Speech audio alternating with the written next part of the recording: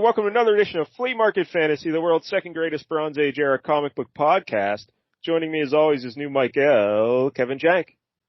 I'm here and I'm going to drop a bunch more Jurassic Park references that you won't get because you refuse to watch good movies. Yeah, I've never seen Jurassic Park.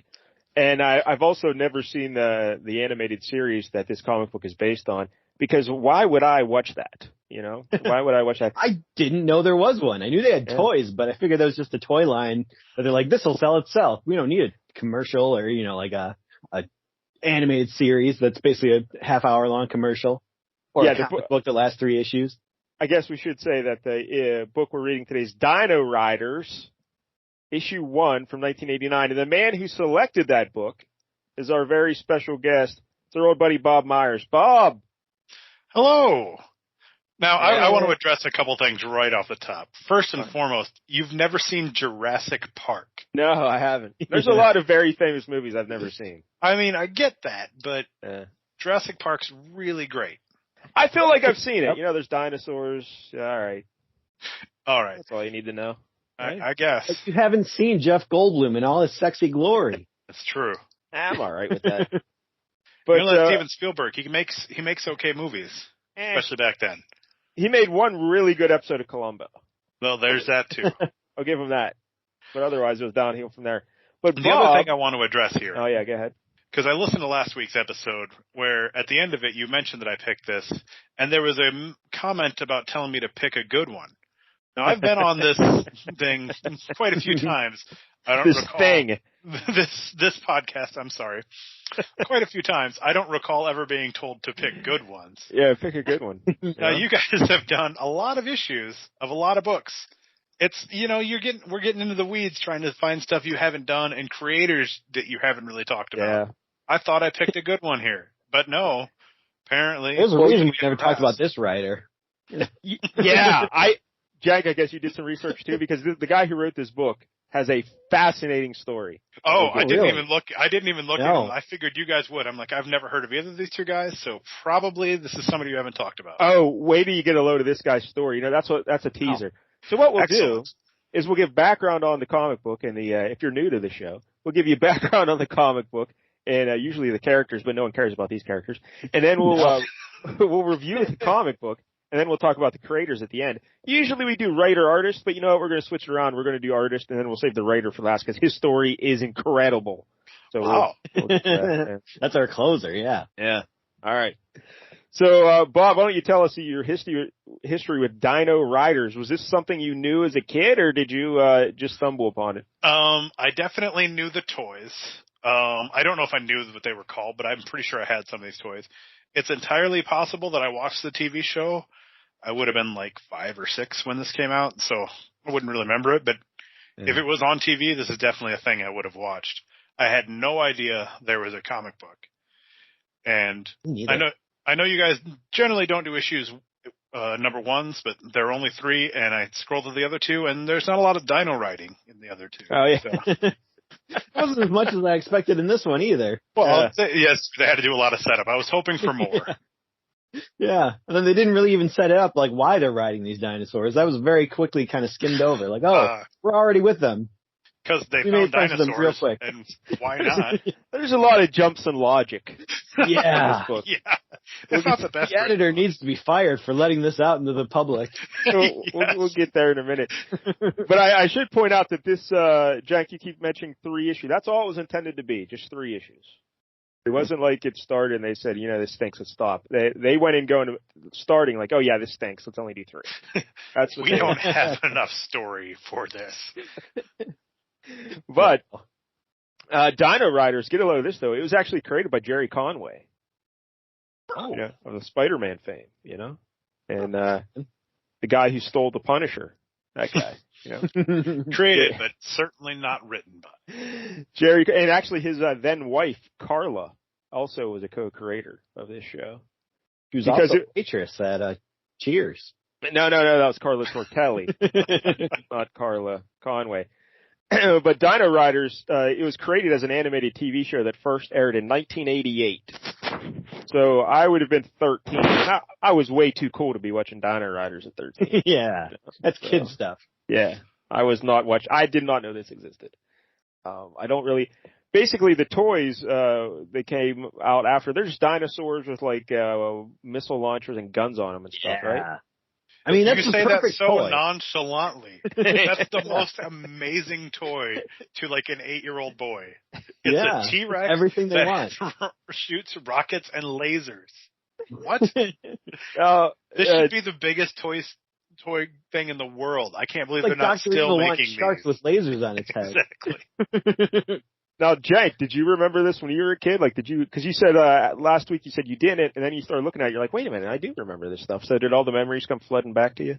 I don't remember there being a cartoon at all, but I do remember seeing the commercials for the toys. I used to have a bunch of VHS tapes, I think I still do somewhere, of like the 60s Batman show that I recorded in the 80s. Nice. So I've got a lot of old commercials, and I definitely remember seeing that commercial not too long ago. So yeah, I definitely remember those. Yeah, see, I don't remember the commercials or anything. But, so the animated show was just created as a promotional tool for a new Tyco toy line, of course. And, Tyco is the one. Tyco eventually got bought out by Mattel.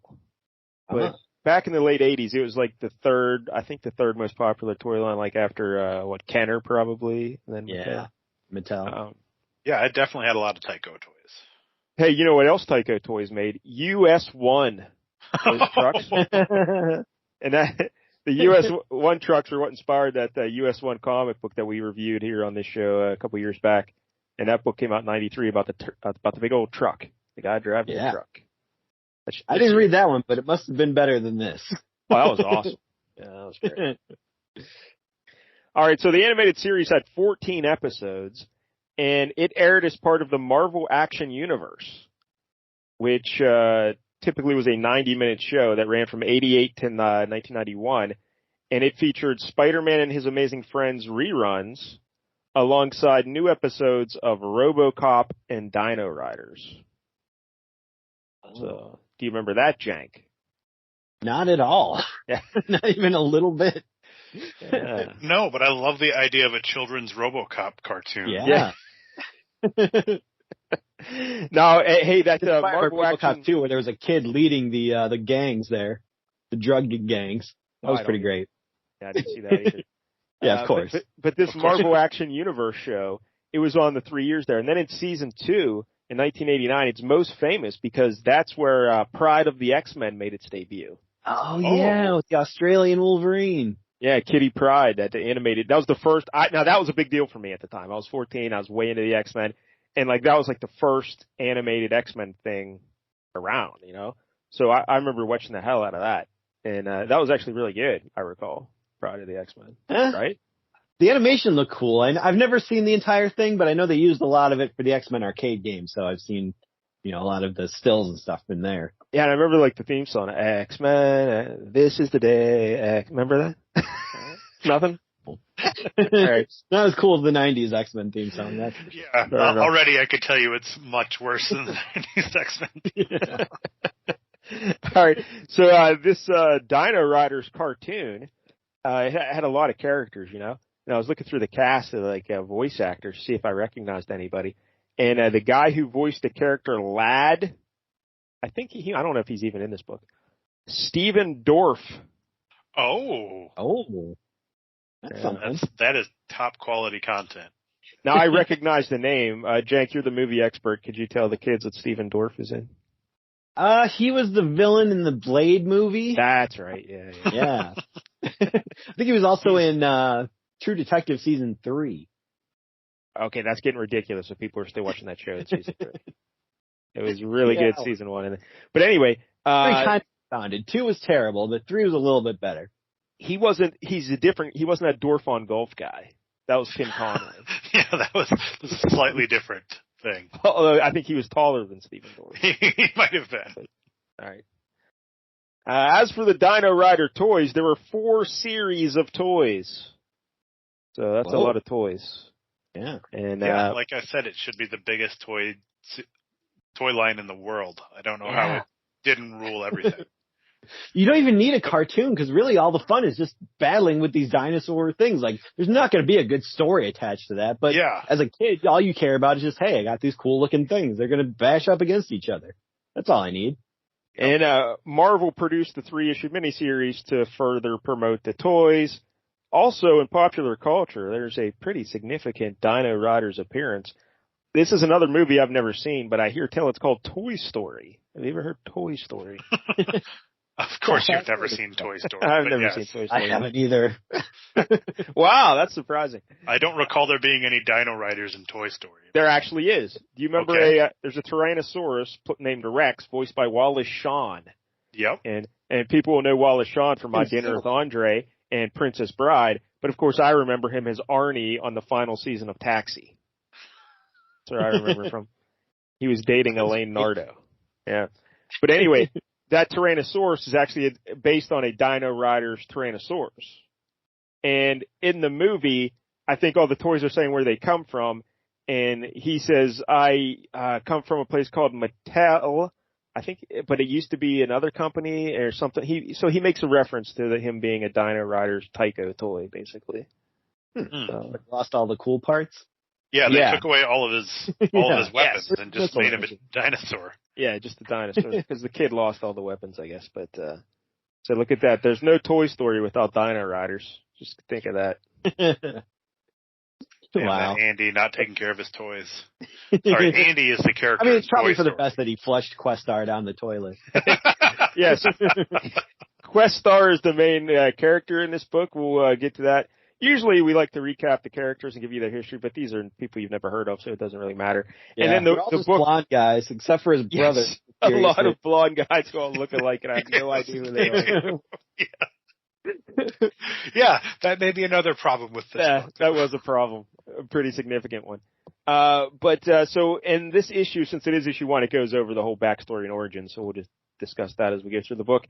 But the writer here is a fellow named George Caragonne, and we will talk about him later. And the artist is Kelley Jones. Kelley Jones. Now, when we mentioned, I think you mentioned him last week, Jank. You looked him up, and I said I didn't recognize either of them. But Kelley Jones, I did know then once I looked at his stuff. I'm like, oh yeah, he does sound familiar. He a little tease here with the Kelley Jones, but he did a lot of covers during the Batman Nightfall run. Oh, of course. Yeah. So, but we'll talk more about him later. All right, I think that's all I got on Dino-Riders. I think it's time to get into the book. Yeah, it's a pretty self-explanatory concept. Yeah, that's probably more information than anyone knows about Dino-Riders. So let's look at this. All right, understanding the world here with all this knowledge. Yeah, it's good for everybody. Infotainment. That's what we like to do here. All right, Jank, why don't you describe the cover for us? Let's see. We got a little cover box there. It's kind of purple. There's like a brontosaurus head sticking in, kind of like some craggly rocks behind it. And I guess that's Questar there, just kind of standing there like a really basic action figure pose, not doing anything cool. Just kind of standing like he's posing for a picture. Very stubby arms. Yeah. Kind of looking like a doofus, but whatever. Yep. And then it says, harness the power of dinosaurs. And we get the Dino-Riders logo, which admittedly, that's pretty cool. I like it. There's a little triangle with like a T-Rex popping out of it. And then it says Dino-Riders, all giant letters. So they look pretty cool there. Yeah, it kind of looks like the Pittsburgh Penguins logo. Just replace the penguin with a Tyrannosaurus Rex. It's kind of like, which they might want to think about doing. That's true. I mean, penguins aren't well respected. Tyrannosaurus Rex, well respected. Yeah, what about Penguin Riders? That's a good idea for something. Give them like a shoulder launcher. I like it. Yeah. All right, Jank. But what else? Then we get there's a yellow skied planet here with some more craggly rocks. They love their craggly rocks here. There's giant T-Rex who's outfitted to the nines with just all kind of robot tech. He's got like lasers on his face. There's a platform on his back that has lasers on it, and a guy perched at the top shooting a laser over at a pterodactyl. There's like a man and kind of like the harness going around the T-Rex is kind of holding a seat for this old guy. It looks like, or some kind of an alien. Yeah. He's kind of got some grabbers. He's out trying to grab these two humans that are running away and also getting blasted by lasers. I guess that's Questar and, black-haired girl whose name I can't remember. Yeah, I can't remember either. Whose names are all very forgettable. And then it just says premiere issue at the bottom. Not even like pulse-pounding premiere issue or something exciting because they knew what they were giving you. So all we can say is this is the premiere issue. And you mentioned the pterodactyl. Look, there's a guy like hang gliding underneath the pterodactyl. So Yeah. This is weird. And it looks like this cover was drawn by Don Perlin. Is that the guy who did this? Don Perlin, right? Yeah, that's his name, right? Sure. Could be. Yeah. I don't know. Okay. Hey, Bob, what do you think of this cover? I mean, I can't imagine you walking into a comic book shop, seeing this cover and thinking, nah, I don't think I'm going to buy that. This cover is spectacular. Gives you everything you could want. See, I would look at this cover and think, yeah, I don't want to buy that. You didn't want to. How can you look at this and not think, I want to know why that T-Rex has rockets and lasers and a buzzsaw on it? And why, like, his hand is painted the same color as his under. Yes. Yeah. Like, well, there's a bit of an happened issue there. And his other hand is painted the same color of his tail, which doesn't appear anywhere else on his body. But, There's also some perspective issues with the laser blasts and the humans running away, and things are flat there. They need to be. I believe he's right on top of them. Is how that makes sense. But then his face should be way bigger, like way. But, okay, let's not nitpick. Yeah. There's a T-Rex with lasers. I guess I don't know.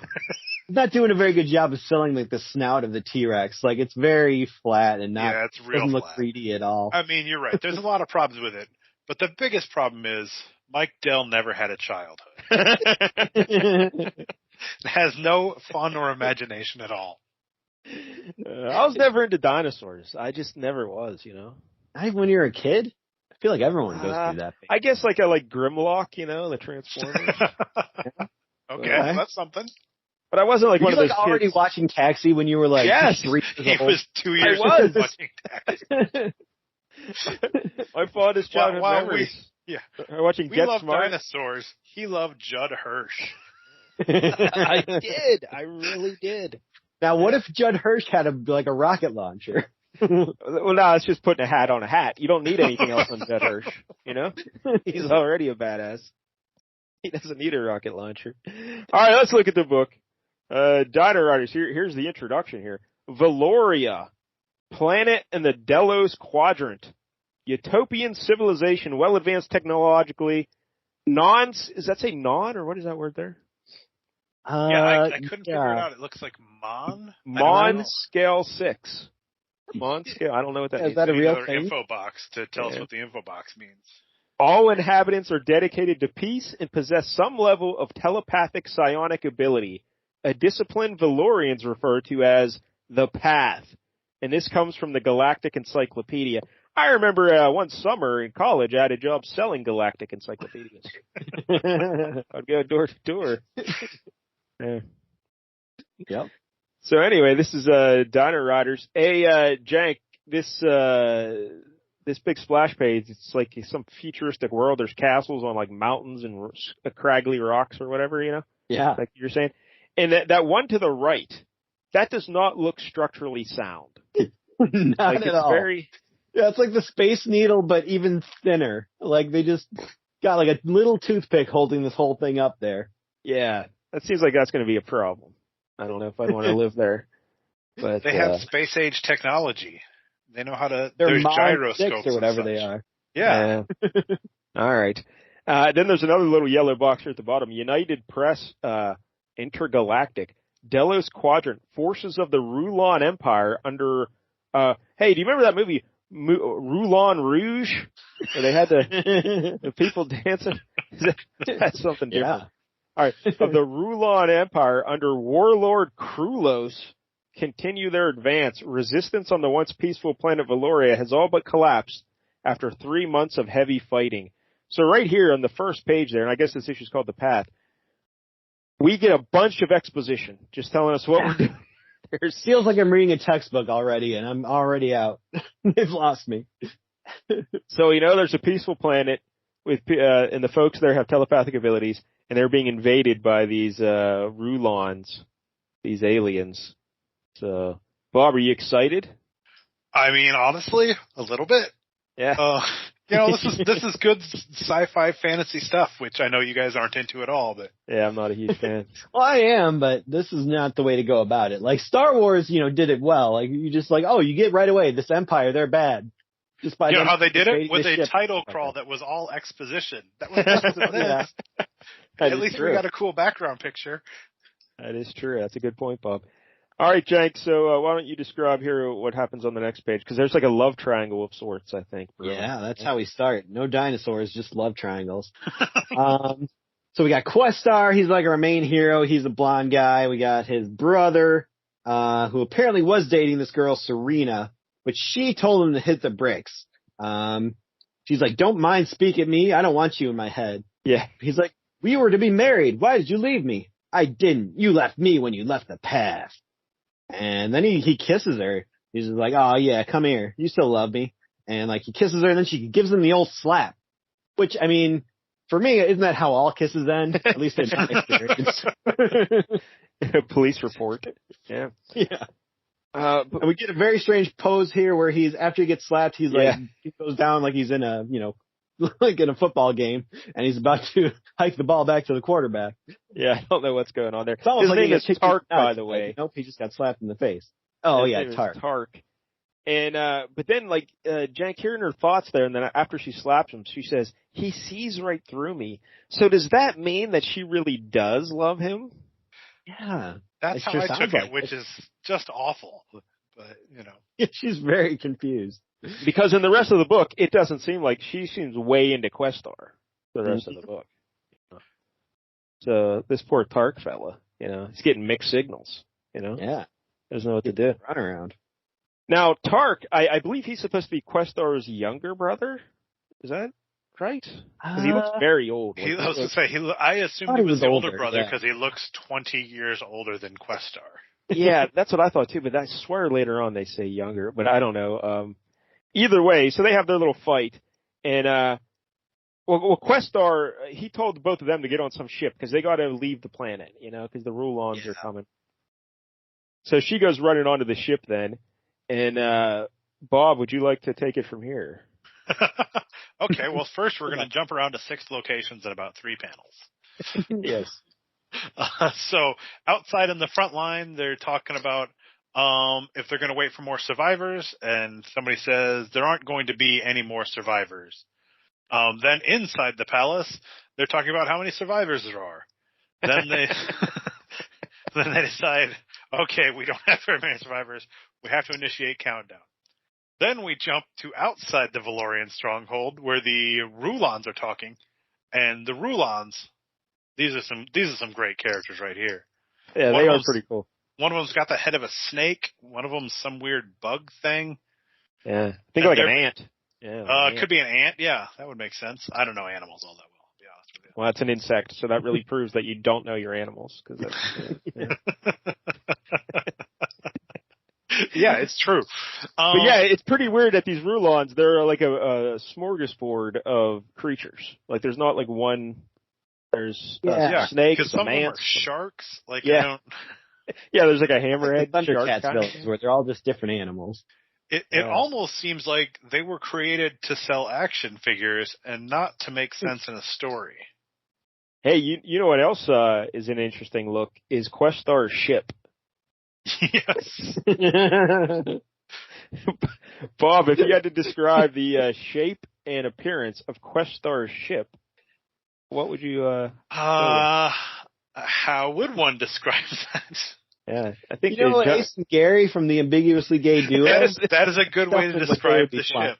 Yeah, it's a giant penis. In a word, phallic. Yes. So that's a little weird for a kid's toy line.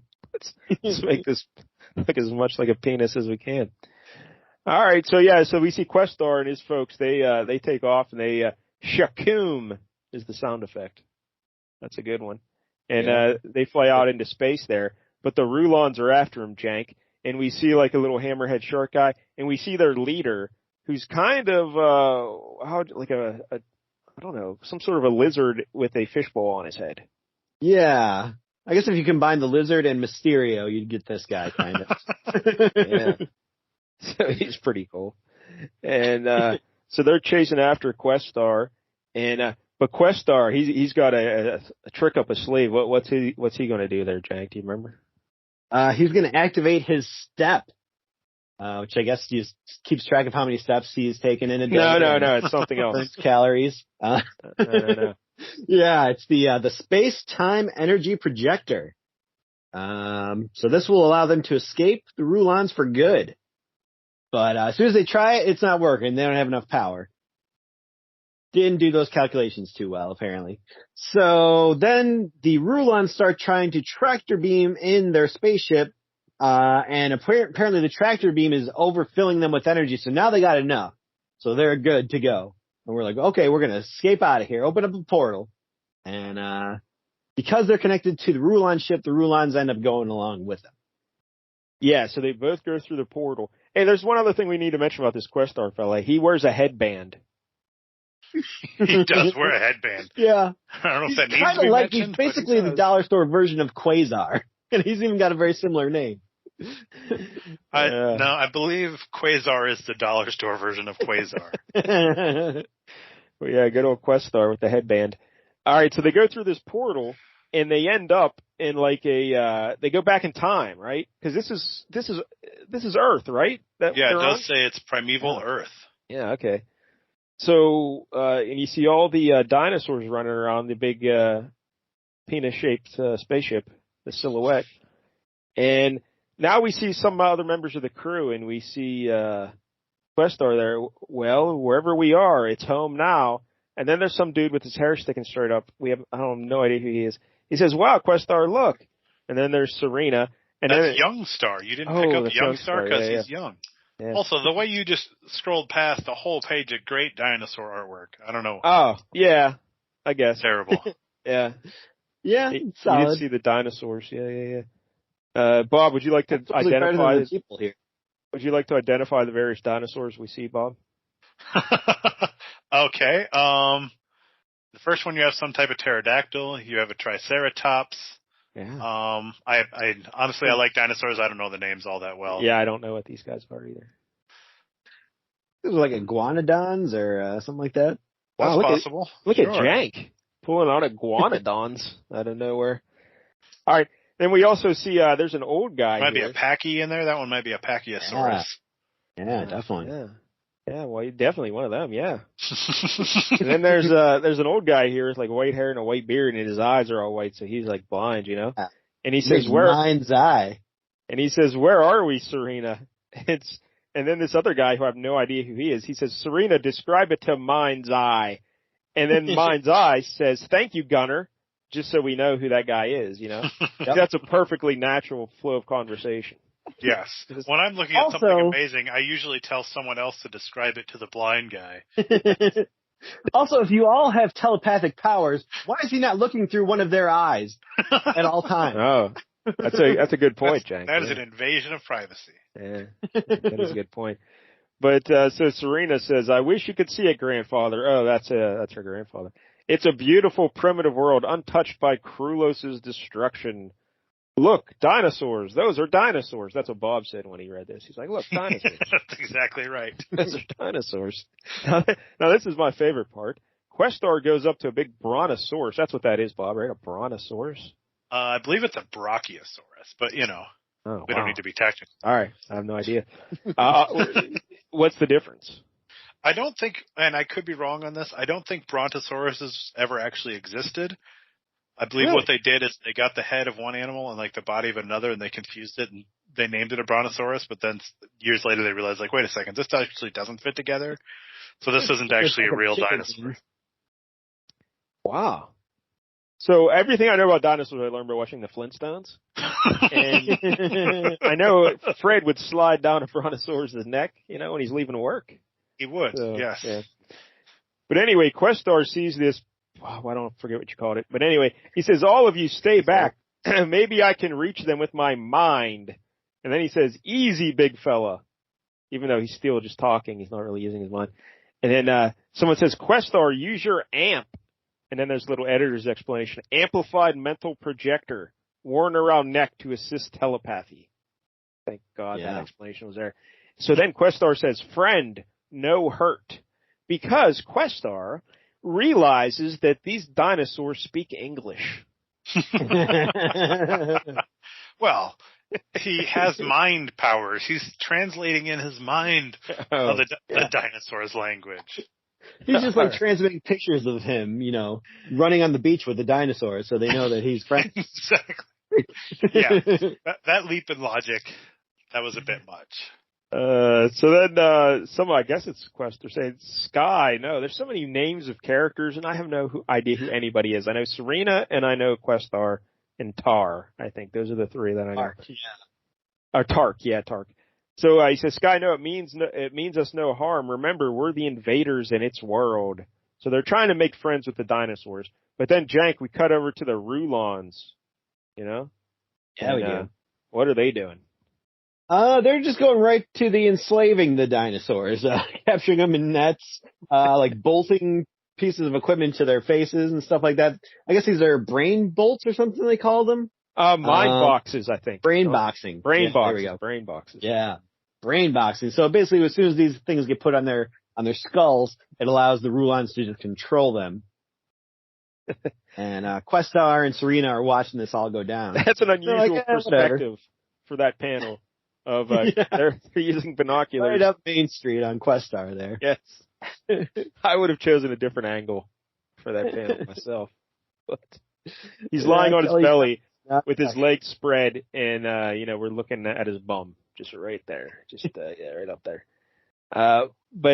So Serena's trying to talk to Questar here about what they're doing to the dinosaurs, and she's flirting pretty hard with Questar, right? I mean, she's like way into Questar, and then the next thing you know, they're flying pterodactyls. Yeah. What, did I miss something? Were there like 3 pages missing where like they're... Yeah, where's the stuff where you like really bond with these dinosaurs and start learning to trust each other and stuff like that? Nope, we're just already there. It's like they've been here for months. Yeah, like she's talking to Questar and she's like, no, that's a lie, I don't know, because he's saying he's not a good leader or whatever. She's like, as much as you'd like to wallow in self-blame, I won't let you. You've kept us alive this long when nobody else could.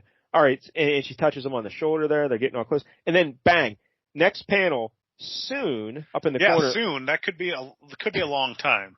They're riding pterodactyls. Like, what? Where did this happen? Yeah. I don't know. It's a little crazy. And they're like, when the Rulons get here, they're like, well, we can't get back home unless we have that step technology. How do they know what it's called? Like, that one really bothered me because they seem to have no idea it was a thing at all, and then he just knows about it. But these pterodactyls are, they're very well trained. And look, they also already have harnesses made for their mouths and reins and everything they can pull on. Yeah.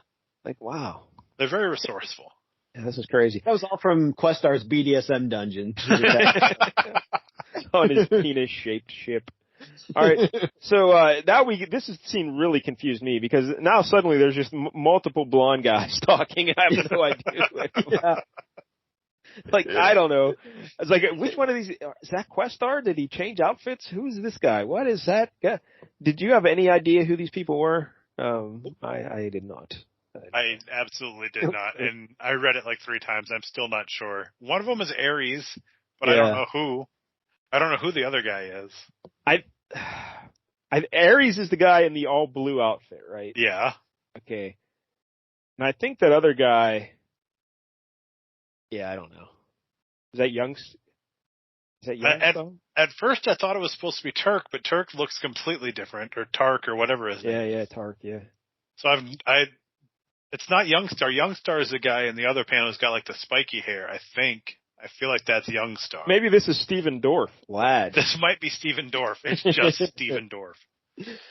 But then, like, Tark shows up, and he's like, down with Questar. Like, he just appears, he pops into one panel. Yeah, but the one blonde guy in the blue with, like, the H on his chest, like, he's very also against Questar. So it looks like him and Tark are going to fight, but they both hate Questar. So what are they fighting about? It's like at a punk rock show, everybody in the crowd's running into each other, even though they love the same music, just because they're so angry, they just want to slam into each other. So they're so angry at Questar that they're going to fight each other to see who hates Questar more, I guess. And, but then Bob, our buddy Tark, he comes up to Questar and he's got a solution to their problems. Okay? Well, yeah. The solution to all problems, psych blades. Yeah. Which are definitely not a weird version of a lightsaber. Yeah, they're going to have a duel to the death here, you know? And Tark says, well, we'll settle it by the ancient laws. One shall lead, one shall fall. Tark wants to be their leader. So this is very dramatic, you know? And then, I'm so excited for this fight. And then Questar says, psych blades, weapons energized by force of will. And Tark says, the one true test of power. Back to Questar, there is more to being leader than power, Tark. And they fire up their blades, you know? And Tark says, more words. You always were so good with words. Come, little brother. Oh, yeah, I would say, so Questar is the little brother. The time for words is over. And then we see Questar looking real determined, and he's holding a psych blade. And Serena says, can't you see he's forcing you into a fight you can't win? And Questar says, I have no choice. The laws. She says, you always have a choice. Now we cut back to Tark. This is so dramatic. And he says, I always take back what's mine, everything that's mine. And he's talking about Serena, you know? He wants to get back with the lady. And she says, if you hurt him, she's whispering to him. And he says, what will you do? Kill me? And now the next page. Oh, so much setup. What happened? There's no psych blade. What? Nope. Now, I did in the middle of the battle now. Because this bothered me a lot. If you look at the page numbers, there are 2 pages missing. Oh, all right. Oh. Maybe that's the problem with this book. There's a lot of pages missing. We read a copy. Yeah. That's exactly that could be a problem. Because I was like, how did they allow this to happen? Yeah. I went back to look at the pterodactyl scene to see if there's pages missing. Nope. There's pages missing there. No, I think this is the only spot where there's pages missing, but there's 2 pages missing. So, all right. Thank God you solved that, because that was unforgivable. Because they said they didn't back to the deck because they're both still alive. Yeah, they set up this big psych blade fight, and the next page, there's no mention of it. Nothing. So, yeah. All right. But hey, Bob solved the problem. All right, so we'll give them a pass on that one. Yeah. So we got a faulty digital copy of this here book. You know? That one they get a pass on. The other 8 problems, no. So when our story resumes post-psych blade battle, we now see that they've equipped all the dinosaurs with weapons and machine guns and missiles and everything. And Questar says, let's do it. Hee-yah! And they're riding their dinosaurs. Such a likable character. And now the Rulons have their own dinosaur army, but of course their dinosaurs aren't doing this of their own free will. They're brain boxed. You know, they're brainwashed. So they're going to have a big fight on the battlefield. Jank, how do you feel about this fight? Anything stand out to you? I mean, it would be a lot cooler if you were playing with toys. And in comic book form, I don't know. There wasn't a whole lot going on here. There's one guy calling out, there they are to the right. No, to the left. It's like, can't these people see? Is Mind's Eye the only one fighting or something? And they're just shooting these dinosaurs left and right, you know? Yeah. And it's like, we can't hurt the animals, but like everyone's hurting the animals. Like, yeah, you have to. Yeah, Tark's like, Questar, you idealistic idiot. This is war. And they're shooting at him, you know? And Bob, how do you feel about this hot dinosaur action? I think Jank put it best. Yeah. This makes me want to play with the toys, as the comic book is not that great.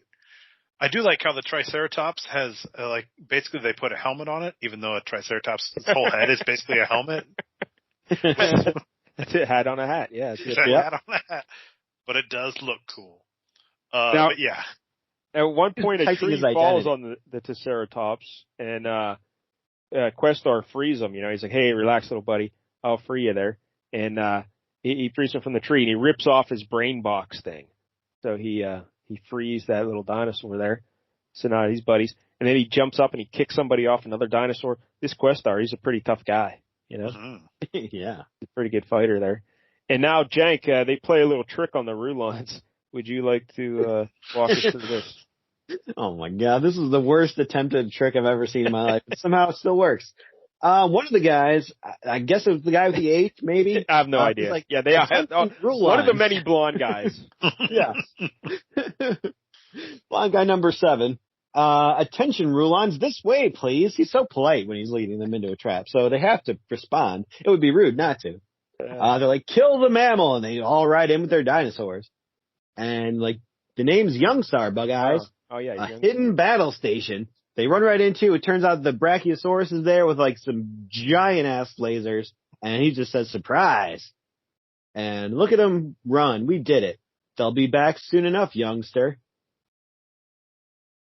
So they let him into like a big old dinosaur who shot at him, and they ran away, and that's how the battle ends. That is quality writing right there. Now I like this bit coming up here because Questar is out overlooking like the battlefield or whatever, and his brother Tark, you know, he obviously lost the Psych Blade battle that we missed, you know. Yeah, I'm guessing. My guess would be that they didn't have it because someone said, "Oh, the Rulons are coming. Like, we'll have to postpone this." Oh, that makes sense. Yeah, but he says he gets a laser gun, you know, and he's hunting down Questar, and he's got him in his sights, and he's going to kill his own brother because he's just too weak to lead, you know. Their people need a true leader like Tark, so he's going to murder his own brother. But this Questar, he's also kind of like Spider-Man and Daredevil. He's got like super extrasensory perception. So he sensed danger, and without even thinking, he spins around and just shoots. And he hits Tark in the chest, drops him off his dinosaur, and he falls off a cliff, you know? And he's like, oh no, Tark, I thought you were a Rulon. You know, Tark, poor Tark. And then those other guys come up. And I believe it's Ares, one of those blonde guys. He says, it's half a mile straight down. No one could survive that fall. No one. So I didn't go ahead, but I'm guessing Tark survived. Yeah. No, he clearly could not have fallen down. He could not have survived that. Whenever anyone says that, you know they survived. Yeah, like a pterodactyl came by and picked him up or something. Yeah, definitely survived. So, Questar's like, I sense threat. I thought, and one of those other blonde guys, he says, you killed him. You killed Tark. And he just punches him right in the face. He's like, murderer. And so this Questar's in trouble. So they arrest Questar. And that's how it ends. He's like, I arrest you, Questar, for the cold-blooded murder of your own brother. And that's how it ends. John. Next, the trial, the terror, and Tyrannosaurus Rex. Yeah, pretty exciting stuff. So absolutely. Hey, by the way, I jumped ahead. The next issue. I jumped ahead to issue 3, and the title of the issue is Tark, and the splash page is Tark. He's just running right at you. So. What? No, yeah. He could not have survived that. He survived. Yep, he survived. Wow. The Rulons found him, and so he's on a Rulon ship. Oh, no. Yeah, he seems like he could work with them. Yeah, seems like a pretty good match. Yeah. All right, so let's talk about the creators here. The artist we mentioned, Kelley Jones, right? I gotta get his info here. He was born in 1962 in Sacramento. He had 48 penciling credits at Marvel, including all 3 Dino-Riders. He did about 18 issues of Micronauts Volume 2 and 6 issues of Comet Man. Did you ever read Comet Man? No, I remember the ads, but I've never read it. Yeah. And in 1996, he also did 4 issues of Magneto. Did Magneto have his own? Hey, yeah, I remember that. I have that series. Yeah, see, I do not remember. That art was not so good in that one, from what I recall. Yeah. Then he went to DC at some point in there, and he redesigned Deadman for DC. I recall Michael and I read some Deadman. I like the Deadman character, but I think he made them all like skeletal, like real scrawny and stuff. But that's what he did. And hey, Bob, you're going to get ready to swoon. He drew 7 issues of Sandman with Neil Gaiman. Oh, okay. In 90-91. So I'm sure they were wonderful. I'm sure you have them framed on your wall right now. I do have them. I have them in trade paperback form. Not framed, though, unfortunately. But Kelley Jones is probably most famous. He did about 33 issues of Batman with Doug Menches, the writer, from 95 to 98. And he, like I said before, he drew many of the covers of the Nightfall storyline. Some pretty famous covers. Yeah. Yeah. Also, when I looked them up on the internet there, the lone picture I saw of him, he's holding a black cat. So. Okay, so now you like him a lot. Yeah, he's A-okay in my book. Kelley Jones. But he also likes Taxi. Oh my God, he's like my brother. Does he have the other half of this amulet? All right, but Jank, what do you think of the art here? This is what year does this play? So he's like 27 when he's here. So he's okay. Yeah, I wouldn't say this is his finest hour by any stretch of the imagination. A lot of those Batman covers I really like, but some of just the pictures of Questar, it looks like he's like a decaying old man with like a receding hairline, and it's like, what's going on here? There's like that panel, or there's that scene where they all land and they're all looking at the dinosaurs where they all like have purple streaks on their noses. It's like, I don't know what's going on. Yeah. I didn't know what that meant either. Like, was that supposed to indicate like their faces were dirty because of the crash landing or something? But I don't know. It didn't really work. It's just shadow, but it's weirdly positioned. I thought he drew the dinosaurs pretty well, right? The dinosaurs look good. A couple panels of Serena looking nice, you know.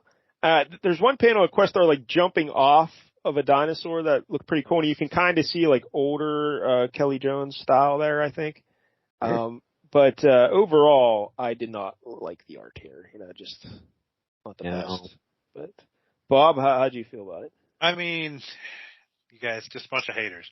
Yeah. He's not very good at human faces, and he skips a lot of backgrounds, and it's not the best. But also, I've seen a lot worse comic book artwork. But also, he drew a penis-shaped spaceship. Yes, exactly. His dinosaurs look great. Some of his futuristic stuff is cool looking. It's fine. It's not great by any means. Yeah, it's fine. It's fine. But yeah, a lot of questionable anatomy and just human form. Yeah, he's not good at drawing humans. At this point in his career. Yeah, he'll get better. Yeah, but you know, like if the writer would have let him, I'm sure he would have just focused on the dinosaurs. But yeah, did a good job. Put all these human characters in here. Yeah, the dinosaurs look good. Like even that landscape shot of the city with the terrible architecture, it still looked good, you know. Yeah, like you know. So. Yeah. But the humans, not so good. All right, that's Kelley Jones. Now let's talk about the main event here, George Caragonne. Yeah, all right, I don't know if I'm pronouncing his name right. It's spelled Caragonne. Caragonne is what we're going with. He was born in 1965 in San Antonio, Texas. His career in comics began when he sent an unsolicited submission to Marvel in 1984. Those were the days when you could just do that. You know? Yep. Send the unsolicited submission.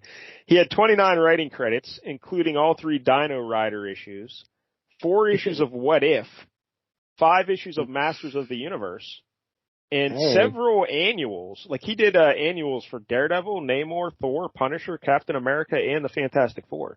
So those are pretty big names there to be doing those annuals.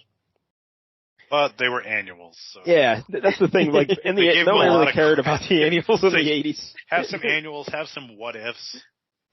Yeah, give him all the top-notch jobs there. Then when he heard that Jim Shooter was starting Valiant, he drove from California to New York and arrived at Shooter's door to volunteer his services unannounced. He just showed up at his door and says, "I want to work for you, Jim Shooter." That's bold. Yeah, so Jim Shooter took him in there, and he did some writing for Valiant. He didn't write any of like the main Valiant books that I remember, but he wrote something like not N-Man, but some sort of Nintendo themed book they had. Like is it based off like there was a cartoon in the 80s like that too? Possibly. Captain N. Yeah, there it is. That's it. Yeah. Captain N. Yeah. And I think I also in his credits Punch Out. I don't know, was there a Punch Out comic book? Like Nintendo themed comics? Oh. Yeah. Well, that'd be pretty great. Yeah, check that out. All right, but here's where things get interesting. Right? So in May of 1994, well, actually a little bit before that, he went to a fellow named Bob Guccione. You ever hear of that Bob Guccione? Yeah. I've heard the name. Yeah, he's a fellow who started a little publication called Penthouse. And he said, "Hey, Bob Guccione, I have this comic book I'm trying to get made. Would you like to fund me or something?" And they started talking. They hit it off or whatever. And Bob Guccione says, "Hey, you know what? Why don't we do some comic books right here in Penthouse? Why don't you do that?" So they brainstormed, and they launched Penthouse Comics in 1994. Whoa. Now, as longtime listeners of the LCS show know, I am a scholar, and I enjoy scholarly pursuits. So there was a time where I did some research on Penthouse Comics, and I went back and it's a lot of very famous comic book artists and writers actually started off in Penthouse Comics doing stuff. Like Really? Adam Hughes, you know Adam Hughes? Oh yeah, I could see. He would definitely be well suited for that line of work. I was trying to think of when I looked into this, and I think it was when Mike and I did the Dakota North, because the artist in that book, when I was researching him, he did work because I liked his art and I looked him up, and he did work for Penthouse Comics, so that sent me down a rabbit hole. And there's some interesting things in this Penthouse Comics if you go back and look. I think my favorite character was this one lady who basically turned into Wonder Woman every time she had sex. I think that's what it was. Okay. Yeah, I think that's what it was. So, and she was like fighting the Nazis and stuff, but she had to have sex before she could go do it or something. I think that's what the premise was. I can't remember, but yeah. So go check out the Penthouse Comics. But anyway, it was a hugely successful at launch, these Penthouse Comics, all right? So, this, George fella, he started living the good life, and, we should also mention he was a large man. He was like over 400 pounds. He was a very large man. But so he started, doing the drugs, the cocaines, and, living the good life, and they said he was very, free with his money, giving people lots of gifts, and he was a great guy to be around, He's like, oh, this guy's great. He's living the life. He's partying it up. Everything that comes when you're working a penthouse, You're living the life. So sadly, I was going to say, I feel like there's a sad part coming. In July of 1995, this was just like a year and 2 months after the creation of Penthouse Comics, he was accused of financial improprieties at Penthouse. Ooh. They thought he was stealing money from the company and stuff. So he showed up to work one day. They locked his office, and they said, "You can't come in here until we do a full investigation of this." All right. Mm. So he got naturally very sad, and I would guess also very nervous as well. So more so than sad. What he did was he went to the Marriott Marquis Hotel in Times Square. And he asked one of the bellboys there, he says, "Hey, is this like the tallest hotel in New York?" And I do not like where this is going. And the bellboy says, "Yeah, sure is." And he says, "All right, thank you." And this hotel, they have an interior atrium. So inside, I think if I read correctly, this atrium is on I think it starts on the 8th floor, I believe, somewhere around there. And then it's just 45 floors or something, or 37 floors of just the atrium, I guess, and you had the 8 to get there. But it's all open space, so there's walkways. You get what I'm saying here, right? Mm-hmm.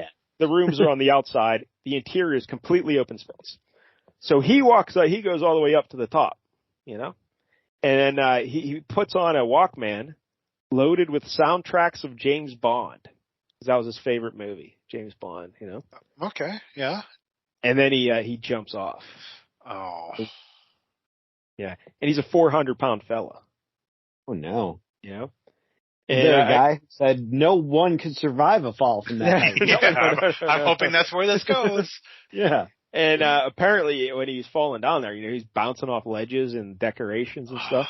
Oh, and then he landed on a buffet table that was full of people. Like, people were there around the buffet table. Thankfully, he didn't hit anybody.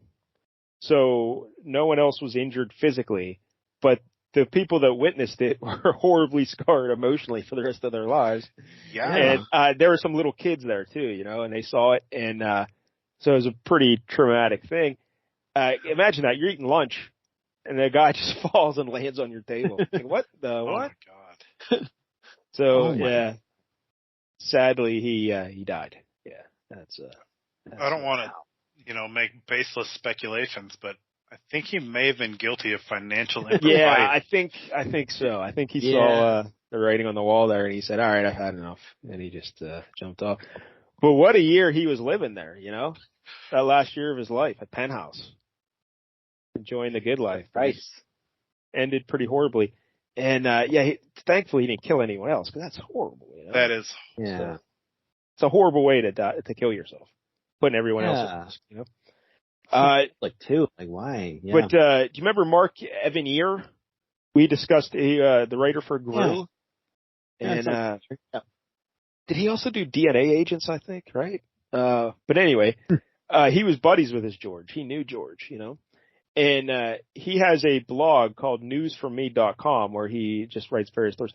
And a while back, he put an article about George. So if you go to Mark Evanier's, blog there, you can read more about, George's final days. And, but yeah, what a horrific story that is. He was only 29 years old. 29. Oh my God. Yeah. So there you go. That's something real high to end on. That really went out on a thanks. sour note this week. Thanks for that. I'm gonna go contemplate my life choices now. Yeah. Well, here I'll cheer everybody up with some dinosaur knowledge because I had to look up. I looked up the Brontosaurus to find out. Although the Brontosaurus had long been considered a species closely related to Apatosaurus and therefore invalid by many scientists, researchers proposed in 2015 that the Brontosaurus is a genus separate from Apatosaurus and that it contains 3 species of its own. So, Brontosaurus was a dinosaur apparently, even though for a while people considered it not to be a dinosaur. All right, good for the Brontosaurus. Back in the fold. Making a big comeback. Big comeback for the Brontosaurus. Yeah. Kicked out at 2. Good on you, Brontosaurus.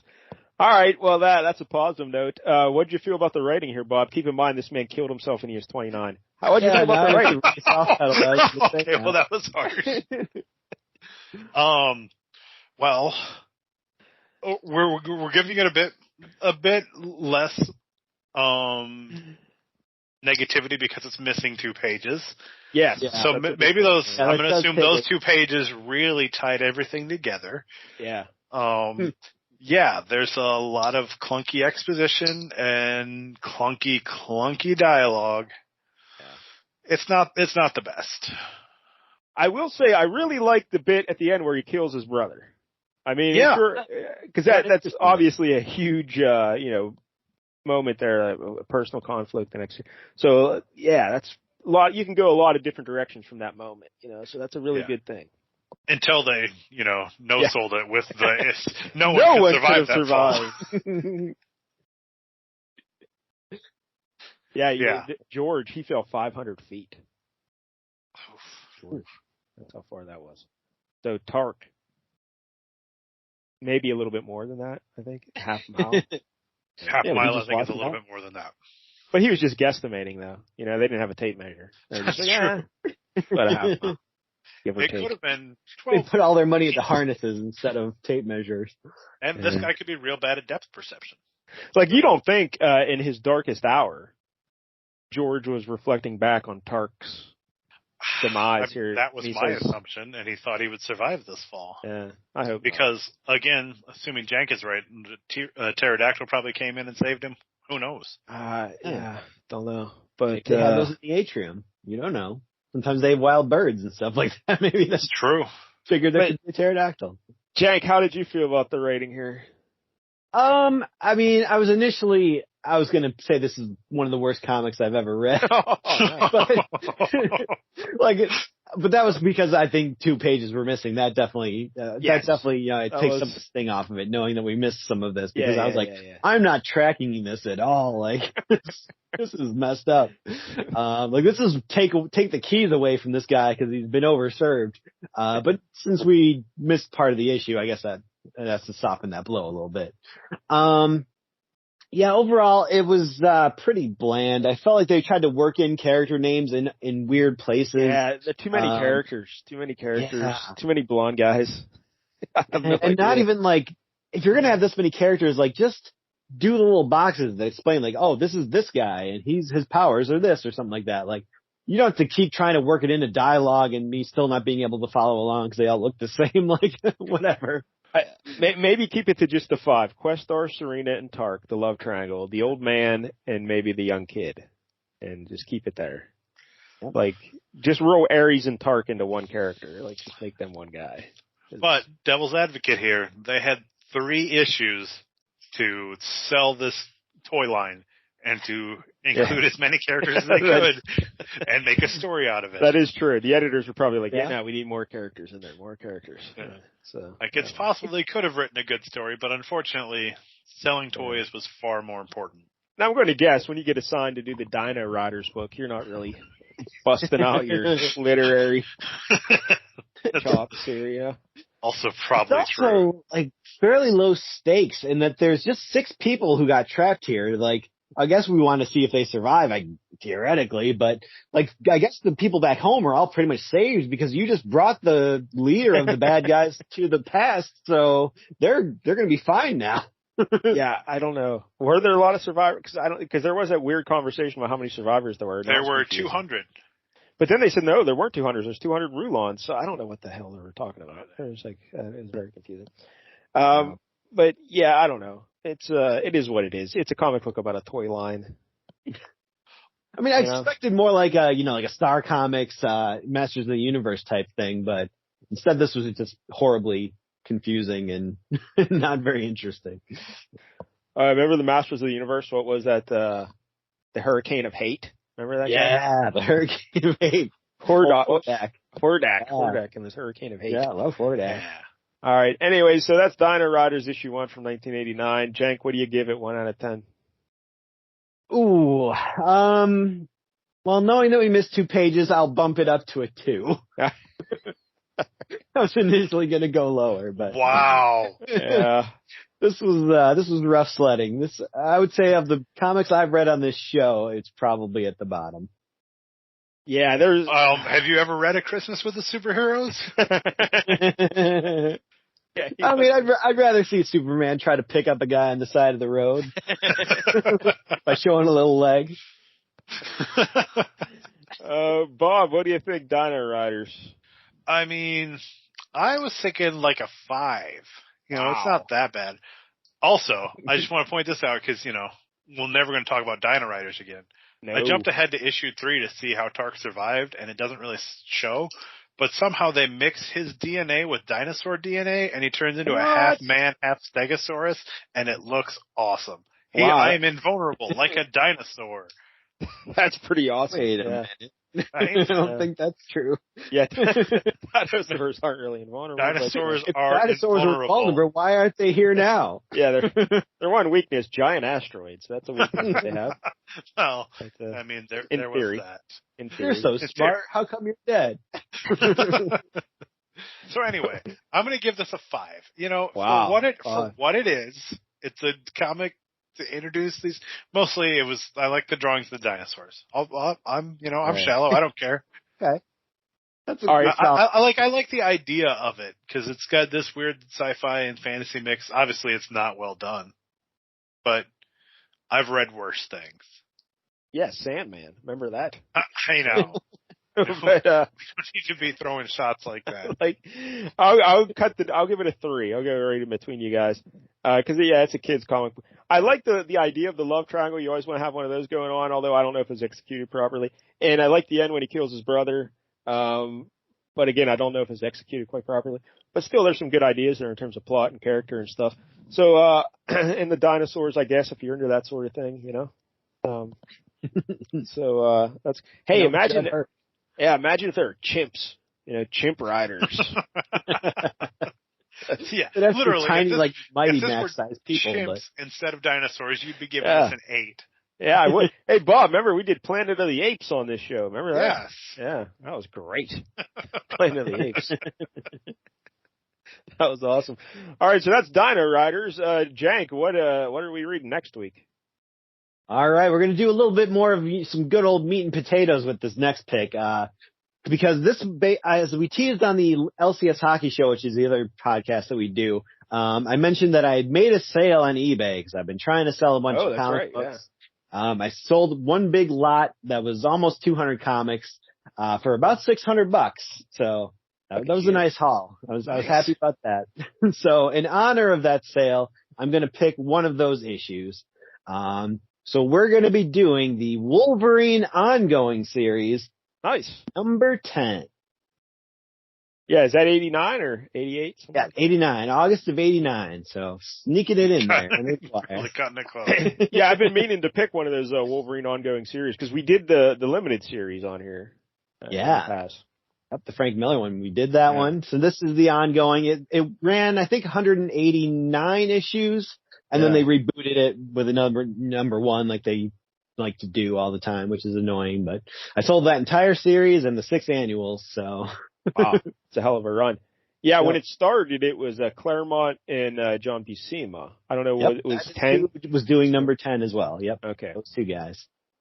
Because I was buying this back in the day. At this point, so 10 was one of the more valuable ones. Definitely got me a good chunk of that 600, probably. Why is it valuable? He switched the eye patch to the other eye. Oh, Sabertooth. All right. Yeah. Yep. We'll get into it. We'll get into it next week. But Bob, are you aware that Wolverine's secret identity is a fella named Patch? He put an eye patch on. Yeah, still the same Wolverine hair. Yeah, same hair. This I'm not familiar with. Now, really? I assume you're being serious. I mean, I thought I knew a lot about Wolverine. I don't know anything about Patch. Yeah, that was a weird period of his life. And he just wore this all black outfit with like black gloves, and he still popped the claws and everything. But wait, that's not Wolverine. That's Patch. So, yeah. Yep. Well, I'm excited to learn more about that awful thing that they did to Wolverine. that'll be next week. And hey, before we get out of here, let us just say that we are trying to expand our audience. You understand? Mm-hmm. Trying to grow the show.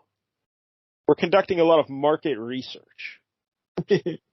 Especially on the YouTube. Treating the show like one of those packs of like sponge dinosaurs, and we're spraying it with the hose, hoping they expand.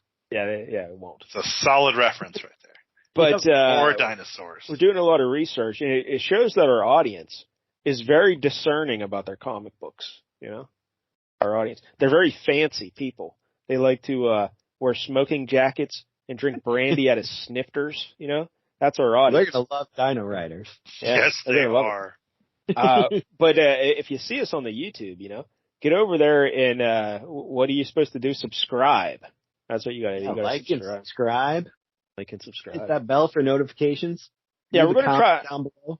We're going to start trying to do some things on YouTube there. You know, I'm not going to make any promises, but maybe Jank will dance or something. I don't know. Try to entice the ladies. You know. Yeah. But, we'll see. Tequila shots, maybe. We'll try and do that stuff over there. I guess that's it. So until next week, don't get any jank on you.